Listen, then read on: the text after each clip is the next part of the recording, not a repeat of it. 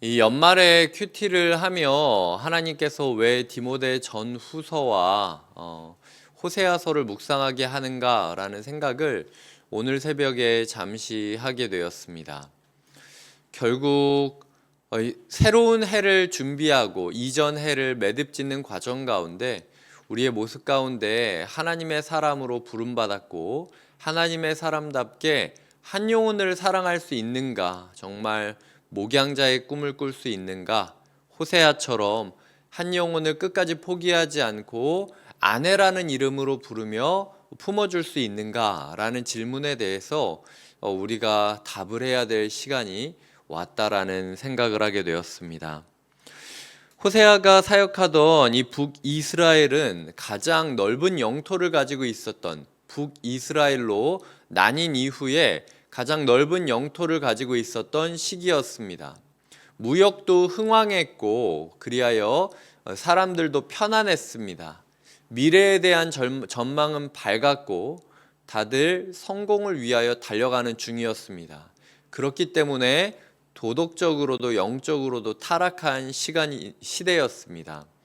아모스와 호세아는 이런 시기들 가운데 여러 가지 타락의 징후들을 외치며 끝까지 사역했지만 결국은 그렇게 화려하게 빛나던 북이스라엘 왕국은 침략을 받아서 무너지게 되었고, 호세아는 그 모든 과정을 함께하는 것으로 성경 역사는 그리고 있습니다. 그렇기 때문에 호세아가 살고 있었던 시기는 한 나라가 가장 흥왕했던 때부터 쇠락하는 데까지를 지켜보고 있는 것이죠.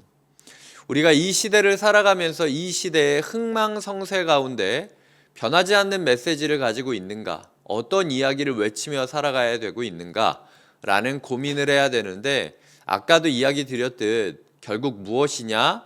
한 영혼을 포기하지 않는 인생을 살고 있느냐, 우리가 하나님 앞에 한 영혼이 되어서 바로 돌아서는 인생이 되고 있느냐라는 것을 물어보는 게 호세아서의 주제다라고 생각하시면 좋을 것 같습니다. 하나님께서 한 여성을 포기하지 않습니다. 그리고 그 여성을 그 나라에서 가장 경건하다라고 이야기하는 선지자와 결혼하게 하십니다. 그럼에도 불구하고 그 여성은 끊임없이 마음의 죄를 떠나보내지 못하고 결국은 두 아들과 한 명의 딸이 태어났음에도 불구하고 그들을 내팽개치고 자기 하고 싶은 대로 살아가는 인생을 사는 것이 고멜의 인생이었습니다. 이 고멜의 인생은 그저 한 여인의 도덕적인 타락의 모습이 아니라 그 시대상을 반영하고 있는 모습이었습니다. 호세아 선지자는 자기가 전하는 메시지를 입증하기 위하여 자기가 먼저 그 고통 속으로 던져짐 당해야 했고, 태어난 아이들이 죄가 없음에도 불구하고 그 고통의 시대 가운데 태어났다라는 이유 때문에 괴로움을 얻어야 했습니다. 죄는 사람들을 힘들게 합니다. 죄는 사람들을 아프게 한다라는 것이죠. 그 가운데에서도 지금 아이들이 3명이 태어날 때까지 끊임없이 지금 외치고 있지 않습니까? 이스라엘이 무슨 죄가 있어서 자기 이름을 이스라엘로 지어야 했겠습니까? 로루하마라고 긍휼을 얻지 못하는 자라는 이름을 왜 이 아이는 태어나자마자 사랑받지 못하는 자라는 이름을 지으며 살아가야 했겠습니까?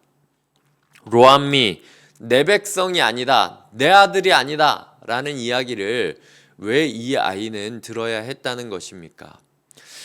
결국은 한 사람의 타락 때문에 다들 이렇게 힘들어하고 있는데 3명이 태어날 때까지 동일하게 외치고 있음에도 불구하고 정신 차리지 못하는 고멜이라는 여인을 보며 하나님께서 우리에게 너희가 고멜을 욕할 이유가 무엇이 있느냐, 무엇이 다르느냐, 너희도 태어났을 때부터 지금까지 내가 수없이 외쳐왔고 너희의 인생 가운데 은혜 받았다라고 하는 날들이 있었음에도 불구하고 너희는 도대체 뭐가 변했느냐라고 하는 그 질문 앞에서 우리는 답해야 될 시간이 왔다라는 것이죠.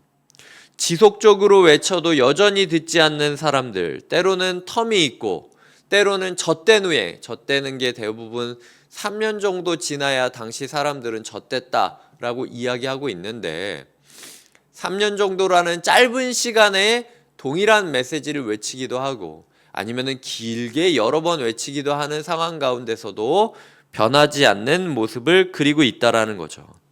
하지만 10절부터 11절까지는 하나님께서 이렇게 외치십니다. 그러나 그럼에도 불구하고 내가 그들에게 너희는 내 백성이 아니란 그곳에서 너희는 살아계신 하나님의 아들들이라 불러주겠다. 하나님께서 필사적으로 선포하고 있는 겁니다. 내가 너희를 버렸다고 느껴지는 그곳에서 내가 너희를 내 새끼들이다 라고 말하는 순간이 올 것이다. 오지 않는다면 오게 만들 것이다 라고 이야기하는 것이 우리의 하나님의 선포이고요.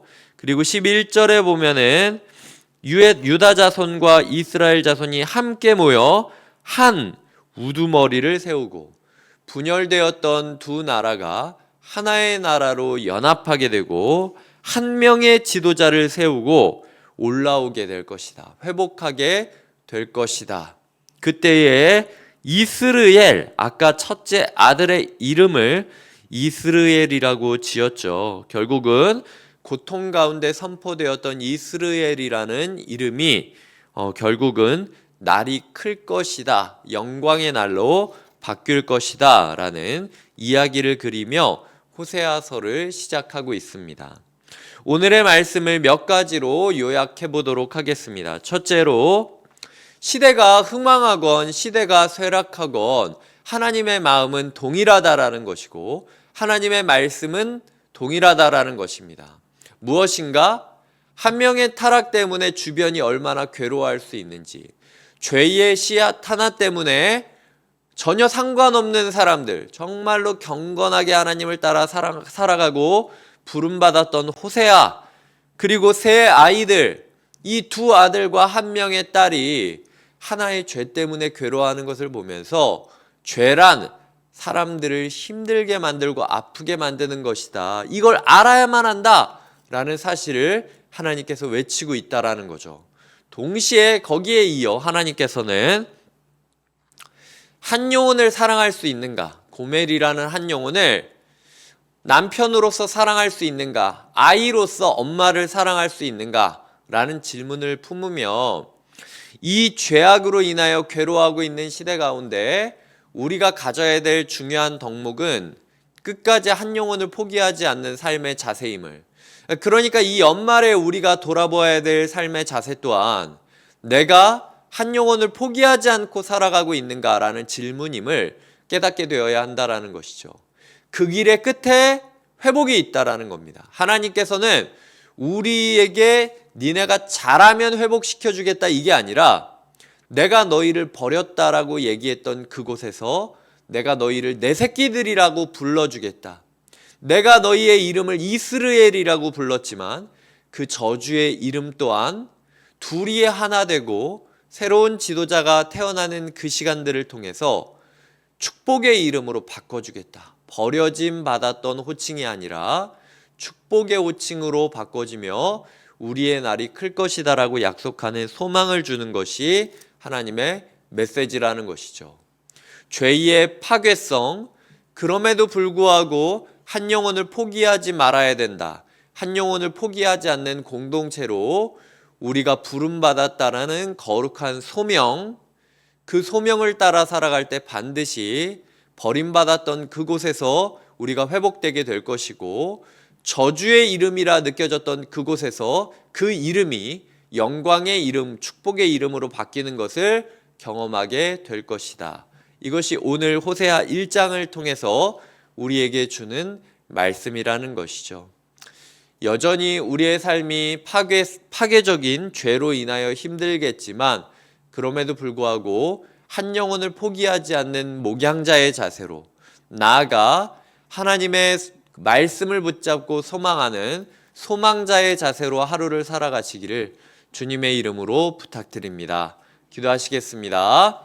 하나님 감사합니다. 우리의 삶에 임하여 주시고 인생 가운데 죄의 파괴성을 알게 하여 주시며 우리가 죄로 인하여 고통받는 중에도 함께 연대하여 함께 소명을 받고 함께 한 영혼을 위해 살아가야 됨을 깨닫게 하여 주시고, 나아가 이 길 끝에는 하나님의 회복이 있고 나의 저주의 이름조차도 축복의 이름이 될 것을 소망하며 달려가는 동력이 함께하게 하여 주시옵소서. 감사하고 예수님의 이름으로 기도드립니다. 아멘.